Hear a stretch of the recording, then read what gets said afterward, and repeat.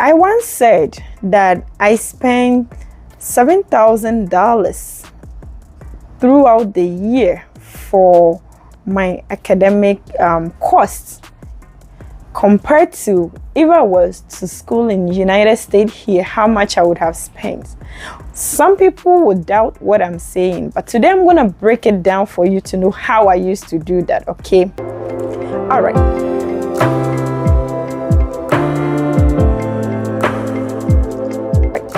So it's all about planning. It's all about planning. I am very economical person. I don't want my husband to be wasting money, because little drops of water makes a mighty ocean. So it's all about planning.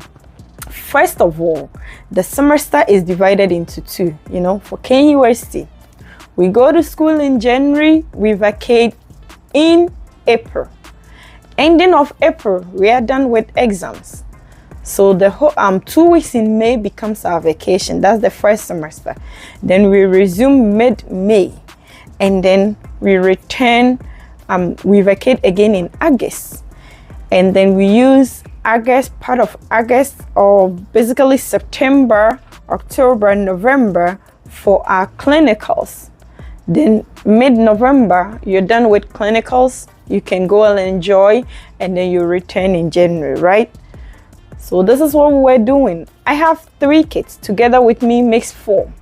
And with the airlines, once your kid clocks 2 years, the kid is going to pay a full ticket, just like an adult. So my kids were all paying full tickets, just like me. I studied the airline pattern. I've been flying with different airlines. I know which airline has good services in terms of the food, and even their flight, which ones look good and comfortable to be in, which one is kid friendly to go with. So I tracked the tickets ahead of time. That was the job of my husband. He was doing excellent and amazing. So by the time I come to the United States in mid-November, okay, when I'm done with my clinicals and I'll be returning, he would have booked my January ticket for me already. So I'm coming in November, let's say 2nd week of November, and my January ticket has been bought. So he will buy our January tickets, and it will be a round trip. So if he buys it for, let's say, ending of January, then my return would have been ending of April. You see, so the airlines, the longer you book your tickets, the less expensive it becomes for you. And then also, when you book the ticket and it's in summer, it's gonna be expensive. When it's in Christmas, it's gonna be expensive. So let's say I want to travel in January. If I book it today, it's gonna be expensive. So I will not book my ticket today. I would have booked it all the way in October or November against January. That way it becomes cheaper for me. Do you understand where I'm going? Good. So he will book it in October or in November against January. So it will be January, my wife will be coming, and then she will return in April. That is how we're doing it. And then remember, the second semester used to start mid-May, and then we will come back in November. So that one, before I am leaving United States, he would have booked that one ahead of time. So booking your ticket like 3 months, 4 months ahead of time helps you to get it very cheap or good deals, you understand? So usually we were having our tickets around 1,000, 1,002 maximum, around that, because we will study it and we will go through most of the airlines website. We didn't book it through agencies whereby they will also have to deduct and all those stuff. No, we studied things ourselves and we're doing it. So we're doing it through the websites of the various airlines. So it became a little cheaper. And for some of them, because we are constant flyers too, we were having discounts as well.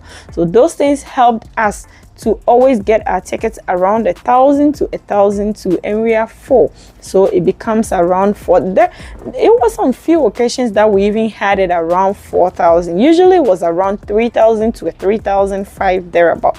And when we are doing this for a year, which is twice a year, then it becomes 7,000. And my tuition, as you know, it was less than $500. Even now that the currency has the inflation has been so high, it's not gonna even be up to the $500. That is how much I was paying every year. That one was going for a year. So eventually, basically, what was really costing me was the cost of flying. And that one, trust me, if I was flying alone, it wouldn't have cost me at all. But I was going with all my 3 kids, and then I was coming back with all my 3 kids. That's how I was doing it every 3 months. I don't like the idea of leaving my kids for people without me physically being present. I mean, what will I gain when I return from America and I left my kids in Ghana and I see that one of them is hurt? Can I really blame whoever I left the kid in their care? No, there has been instances where people return home and their kids have contracted diseases. Some have gotten hurt that becomes irreversible. I'm a health person, so the health of my kids were of very concern to me.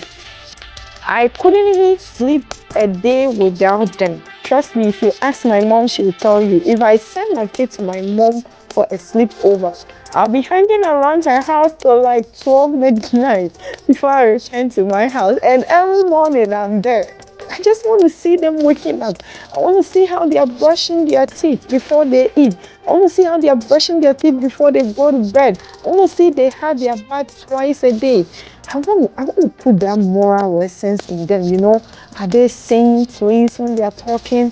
Are they showing respect to the elderly? I don't want them to feel because they are Americans, they can speak to people anyhow or they can behave anyhow. No. So I always wanted to be around them. I wanted to see how they were picking up their body training, how they are picking up how to read and write at school. Came home with homework. I want to see how they are doing at school. So I was very focused with the kids, and that is how my husband is too. We don't want to leave our kids in other people's care just because we are busy. Yes, we are busy, but we have to create time for them because they are a reason for being busy. You understand?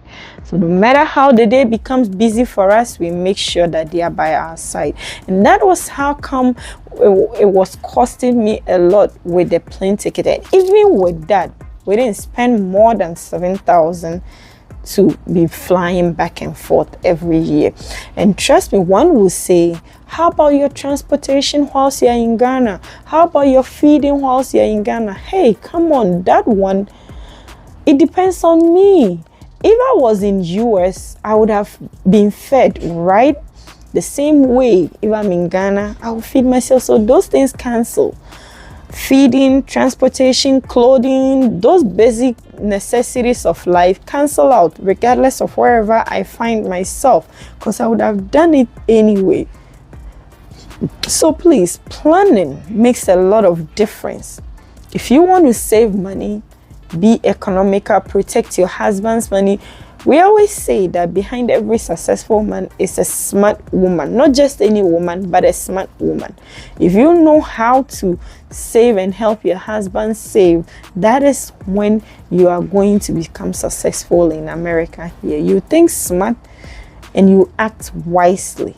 There are a lot of ways to keep your money, but if you are not careful, the system here is designed such that all the money you're looking for, you will spend it here and you won't be able to save. At the end of the day, you'll be hanging your whole body, or you'll be drowning in debt. No, I am here to coach you. I am here to help you to know how you won't get drowned in debt in America, because it becomes frustrating when you wake up and you have to work giddy because you got a lot of bills to pay. No.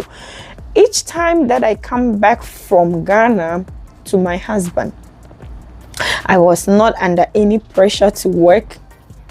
He will say, you're still a student, remember? So please learn. Why? Because we don't have debt to pay. The only thing that we're paying is mortgage and our regular utility. We don't owe car. We don't have car loans to pay. We don't have phone loans to pay. We don't unnecessarily burden ourselves with credit card. No. Instead, whatever we need, we work hard, we save money, then we buy it. Whatever we want, that is how we are living, and it's been helping. So my dear sisters and brothers who are considering saving money, please, you can do it. You can do it. Follow my channel. I'm going to be your financial advisor for free. Just subscribe and follow my channel so that you see all the videos. In my next video, I'm going to help you to know how you can abstain from credit cards or unnecessary credit cards and auto loans and phone loans. It's crazy how people have surrounded themselves with so much debt in America here. Please, it's doable. Just plan ahead of time. Make sure you stick to your plan. Make sure you support your wife or your husband with such decisions, because it's tough. Without your support, the person might not be able to do it. And trust me, when you're in Ghana, you have more hands to support you. Even when they realize that you're a mother, our Ghanaian culture is lenient to mothers, you understand. In America here, you go to lectures and you are late, and who cares about you being a mom and that you are late? Nobody cares about that, because the system, everybody is running the race. You understand what I'm saying? But Ghana, they are empathetic towards such things. They will understand you. They will sympathize with you. People will even sacrifice to come and help you with your kids. People will sacrifice and come take care of the kids alongside, pick up your kids from school for you alongside, whilst, let's say, you pay them, or some will genuinely do it for free. Shout outs to my friends who really supported me in Ghana. I appreciate, and I still remember. I owe you a lot, you know. Take care and follow my channel for more. Bye. My daughter gave me this crown as my gift. So I want to appreciate it by using it for my content, for her to know that I really appreciate what she did for me. So, and my followers, I appreciate the job you've been doing. All the comments you've been sending me, I'm keeping up with it. Trust me, I appreciate you very well.